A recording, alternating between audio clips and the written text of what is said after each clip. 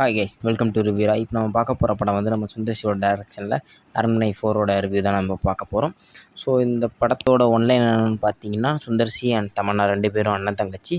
10 வருஷத்துக்கு முன்னாடி லவ்வர் கூட போன தங்கச்சி இப்போ தூக்கு மாட்டிகிட்டு இறந்துட்டாங்க. தன் தங்கச்சியோட ஹஸ்பண்டும் ஹார்ட் அட்டாக்கில் போயிட்டாங்க. தங்கச்சியோட பொண்ணு கோமாக்கு போயிட்டாங்க அப்படின்னு சொல்லிட்டு சில ஷாக்கிங்கான நியூஸ் சொல்லலாம் நம்ம சுந்தர்சிக்கு வருது.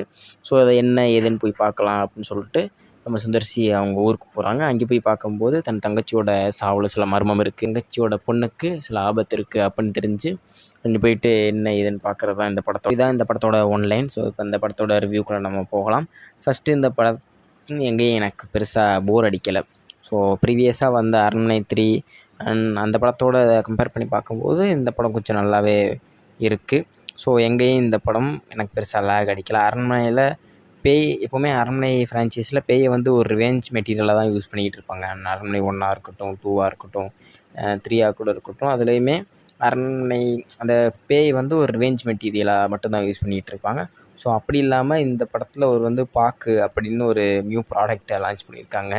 ஸோ அதுதான் வந்து மெயின் வில்லன் அந்த மாதிரி ரோல் ப்ளே பண்ணிகிட்டு இருக்கிறதுனால ஸோ இதில் வந்து யூஸ்வலாக போயிட்டுருக்கு அந்த ரிவெஞ்ச் ஸ்டோரி அப்படிங்கிறது இதில் இல்லை. அண்ட் படம் ஓப்பனிங்லேயே இந்த படம் பாக்கு அதோட இதிலேருந்து தான் ஆரம்பிக்கும். ஆக்டிங் வைஸ் இந்த படம் வந்து நல்லா இருந்துச்சு. தமன்னாவோட ஆக்டிங்காக இருக்கட்டும் அண்ட் சுந்தர்சியோட ஆக்டிங்காக இருக்கட்டும் எல்லாமே நல்லா இருந்துச்சு. யாரும் எந்த ஆக்டிங்கும் குறை சொல்கிற வகையில் இல்லை. டெக்னிக்கலாகவே இந்த படம் ரொம்ப நல்லா இருந்துச்சு. அண்ட் பிஜிஎம்மாக இருக்கட்டும், சினிமாட்டோகிராஃபியாக இருக்கட்டும் எல்லாமே நல்லா இருந்துச்சு. பிஜிஎம் வந்து ஃபஸ்ட் ஹாஃபில் நல்லா இருந்துச்சு. அண்ட் யோகி பாபு அவரோட காமெடி போர்ஷன்லாம் சில இடத்துல நல்லா இருந்துச்சு. அண்ட் சில இடத்துல கொஞ்சம் எனக்கு பெருசாக ஒர்க் அவுட் ஆகலை. அண்ட் யோகி பாபு அண்ட் டெல்லி கணேஷோட அவங்களோட போர்ஷன் வந்து கொஞ்சம் நல்லா இருந்துச்சு. அண்ட் அதே மாதிரி கோவை சரளா அண்ட் லொல்லு சபா சேஷு அவங்களோட போர்ஷனுமே ரொம்ப நல்லா இருந்துச்சு. அண்ட் எனக்கு பர்சனலாக வந்து யோகி பாபு டெல்லி கணேஷ் அவரோட காம்போ வந்து ரொம்பவும் நல்லா இருந்துச்சு. டெல்லி கணேஷ் வந்து நம்ம ரொம்ப நாள் கழிச்சு ஸ்க்ரீனில் பார்க்குறதுனால என்னன்னு தெரில, அவரோட போர்ஷன் வந்து நல்லா இருந்துச்சு. இன்னும் 2-3 சீன் கூட வச்சுருக்கலாமோ அப்படிங்கிற மாதிரிலாம் எனக்கு தோணுச்சு. அவருக்கு வந்து சீன் ரொம்ப கம்மியாக 2-3 சீன் அந்த மாதிரி தான் இருந்துச்சு.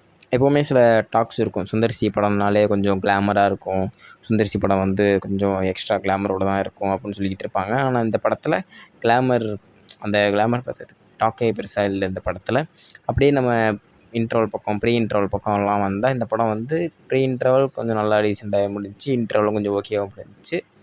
அண்ட் இப்போ அப்படியே செகண்ட் ஹாஃப் பக்கம் வந்தோன்னா தான் பிரச்சனை. செகண்ட் ஹாஃபில் என்னென்னா ஒரு செகண்ட் ஹாஃப் ஸ்டார்டிங்கில் ஒரு 30 to 45 மினிட் ஒரு யூஸ்வலாக போயிட்டுருக்கும். நம்ம அடுத்து என்ன சீன் வரும்போதுன்னு நமக்கு ஆல்ரெடி தெரியும். ஸோ அப்படிங்கிற மாதிரி தான் போயிட்டுருக்கும். நம்ம ஃபஸ்ட் ஹாஃப்லேயே சில சீன் தோணிருக்கும். பட் இருந்தாலும் செகண்ட் ஹாஃபில் அது இன்னுமே நல்லா நமக்கு தெரியும். ஓகே, அடுத்து இதுதான் நடக்க போகுது, இவர் இங்கே வரப்போகிறாரு, இது இப்படி ஆக போகுது அப்படின்னு சொல்லிட்டு நமக்கு ஆல்ரெடி எல்லாம் தெரிஞ்ச மாதிரி இருக்கும். அது கொஞ்சம் அவாய்ட் பண்ணியிருக்கலாம். ஒரு 30 to 40 மினிட்ஸ் அப்படியே தான் போயிட்டுருக்கும். ஆனால் அதே மாதிரி நான் பிஜிஎம் வந்து ஃபஸ்ட் ஹாஃப் நல்லா இருந்துச்சு சொல்லிட்டு இருந்தேன். அது ஏன்னா செகண்ட் ஹாஃபில் வந்து பிஜிஎம் அந்தளவு பெருசாக எதுவுமே இல்லை. செகண்ட் ஹாஃபில் வந்து பிஜிஎம் வந்து அப்படியே டங்குன்னு ஒரு மாதிரி நமக்கு தலை வலிக்கிற மாதிரி தான் இருக்கும். ஹிப்ஹாப் ப்ரோ ஏன் இப்படி பண்ணீங்கன்னு தெரில. ஃபஸ்ட் ஹாஃபில் நல்லா இருந்துச்சு. சில சீன்லாம் ரொம்ப பரவாயில்லையே சூப்பராக இருக்கே பிஜிஎம் அப்படிங்கிற மாதிரி இருந்துச்சு. ஆனால் அப்படியே செகண்ட் ஹாஃப் வந்து பெருசாக பிஜிஎம்மில் எதுலேயுமே இம்ப்ரெஸ் ஆகலை. ஸோ அண்ட் அதே நேரத்தில் செகண்ட் ஹாஃபில் வந்து ஒரு பேய்க்கு வந்து வீட்டை சுற்றி காட்டுற மாதிரி ஒரு காமெடி போர்ஷன் வரும். யோகி பாபு, டெல்லி கணேஷ், சேஷு, கோவை சரளா அண்ட் எல்லாருமே அந்த போர்ஷனில் இருப்பாங்க. அந்த போர்ஷன் வந்து ரொம்பவே நல்லா இருந்துச்சு. அதுக்கு தான் கண்டினியூவாக கிளாப் வந்துக்கிட்டே இருந்துச்சு நான் பார்த்த தேட்டரில். ஸோ அந்த போர்ஷன் வந்து ரொம்பவே நல்லா இருந்துச்சு. ஆனால் அதை தாண்டி அப்படியே போகணும்னா கிளைமேக்ஸ் தான். ஸோ கிளைமேக்ஸ் வந்து எப்பவும் போல தான். அரண்மனை ஃப்ரான்ச்சைஸ் ஆல்ரெடி ப்ரீவியஸாக நீங்கள் பார்த்தவங்களுக்கே தெரியும் கிளைமேக்ஸ் எப்போ முடியும் அப்படின்னு. ஒரு அம்மன் பாட்டு இருக்கும். அந்த அம்மன் பாட்டு முடியும் போது பேய் எப்படியும் முடிஞ்சிடும் அப்படிங்கிற மாதிரி தான் இருக்கும். அதே மாதிரி தான் இங்கேயும். ஸோ வந்து ஒரு பெரிய செட்டப்லலாம் 2 சிலையை வச்சு அது மாதிரிலாம் ஒரு லாட்ஸு ஃபைட் சீன்லாம் வரும். அதுவுமே கொஞ்சம் ஓகே டு டீசென்ட் லெவலில் தான் இருந்துச்சு. எங்கேயும் பெருசாக குறை சொல்கிற மாதிரி இல்லை. அது கொஞ்சம் ஓகேவாக தான் இருந்துச்சு. ஆனால் அதே நேரத்தில் படத்தில் அந்த கிளைமேக்ஸில் அம்மன் சாங் ஒன்று வரும். அது ஃபஸ்ட்டு எடுத்தோடனே கொஞ்சம் நார்மலாக அப்படியே போயிட்டுருக்க மாதிரி இருக்கும். நடுவில் அந்த பாட்டு நல்லா இருந்துச்சு. நடுவில் ஒரு குட்டி போர்ஷன் மட்டும் அந்த பாட்டில் நல்லா இருந்துச்சு. இது சும்மா பர்சனலாக சொல்லணும்னு தோணுச்சு, அதனால் சொல்கிறேன். அதே நேரத்தில் அம்மனுக்கு ஒரு விஎஃப்எக்ஸ் மாதிரி ஒன்று பண்ணியிருப்பாங்க. கொஞ்சம் அந்த அம்மன் கிராஃபிக்ஸில் வந்து அப்படியே குத்துற மாதிரி சில சீன் காட்டியிருப்பாங்க. அது வந்து தேட்டரில் பார்க்கும்போது இன்னும் கொஞ்சம் நல்லா இருந்துச்சு. ஸோ அந்த படத்தில் தேவையில்லாத சீன் அப்படின்னு ஏதாவது ஒன்று பார்த்தோன்னா ஒரே ஒரு போர்ஷன் மட்டும் இருந்துச்சு. எனக்கு ஆக்சுவலாக படத்தில் சில போர்ஷன் இருந்தாலும் எனக்கு இந்த போர்ஷன் அப்படியே கட் பண்ணியிருக்கலாமோ அப்படின்னு தோணுது வந்து நம்ம மொட்டராஜன் யோகி பாபு காம்போ தான். ஏன்னா மொட்டராஜன் காம்போ நல்லா இல்லையா அப்படின்னு கேட்டபோது இந்த இதில் அது பெருசாக எதுவுமே தேவையே இல்லாத மாதிரிலாம் இருந்துச்சு. அந்த ஒரு போர்ஷன் வரும், இவங்க 2 பேர் காமெடி பண்ணிட்டாங்கிட்ட பேரில் ஒன்று பண்ணிகிட்டு இருப்பாங்க. அதெல்லாம் எதுக்கு தேவையே இல்லாத மாதிரி இருந்துச்சு. காமெடி மட்டும் இந்த இதில் நல்லா இது பண்ணியிருக்கலாம். ஏன்னா எப்போவுமே சுந்தர் சி படம்னாலே நம்ம ஜென்ரலாக இப்போ ஃபேமிலி ஆடியன்ஸ் மத்தியில் சுந்தர் சி படம் ஒன்று வருதுன்னா அவர் படத்தில் காமெடி நல்லாயிருக்கும் அப்படின்ற ஒரு டாக் தான் அப்போலேருந்து இப்போ வரைக்குமே இருக்குது. அதை இந்த படத்தில் கொஞ்சம் நல்லா பண்ணியிருக்கலாமோ அப்படிங்கிற மாதிரி தான் தோணுச்சு. அண்ட் இந்த படத்தோட டார்கெட் ஆடியன்ஸ்னு இருக்கவங்களும் கண்டிப்பாக இந்த படம் சாட்டிஸ்ஃபை பண்ணும்.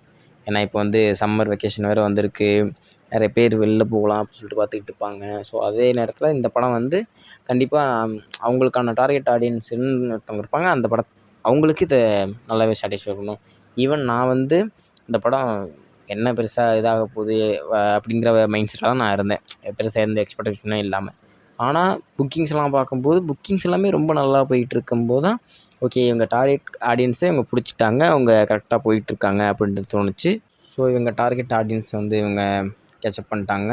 ஸோ புக்கிங்ஸ் எல்லாமே நான் எதிர்பார்த்ததை விடவே நல்லா போயிட்டுருக்கு. ஏன்னா பொதுவாகவே இப்போ இந்த அரண்மனை 4 வருதுன்னா பொதுவாக காமனாக இருக்க பீப்புளுக்கு அரண்மனை 4 எந்த எக்ஸ்பெக்டேஷனும் இல்லாமல் போவாங்க. ஆனால் ஃபேமிலியோடு ஒரு படம் பார்க்கணும் அப்படின்னு சொல்லிட்டு நிறைய பேர் போவாங்க. ஆனால் பெருசாக யாருக்குமே எந்த ஒரு எக்ஸ்பெக்டேஷனுமே இருக்காது இந்த படத்தை பற்றி.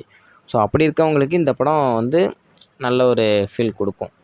ஸோ அதே நேரத்தில் இவங்க டார்கெட் ஆடியன்ஸை இவங்க பிடிச்சிட்டாங்க. அண்ட் எனக்கு இந்த படம் ஒரு டீசென்ட் லெவலாக இருந்துச்சு. ஓகே டு டீசென்ட் லெவலாக இருக்கும். செகண்ட் ஹாஃப் மட்டும் இன்னும் கொஞ்சம் பெட்டராக அப்படின்னா இன்னுமே நல்லா வந்திருக்கு இந்த படம். ஸோ பார்ப்போம் எப்படி அரண்மனை 5 வரும், அதில் பார்த்துக்கலாம். ஓகே, தேங்க்யூ ஃபார் வாட்சிங்.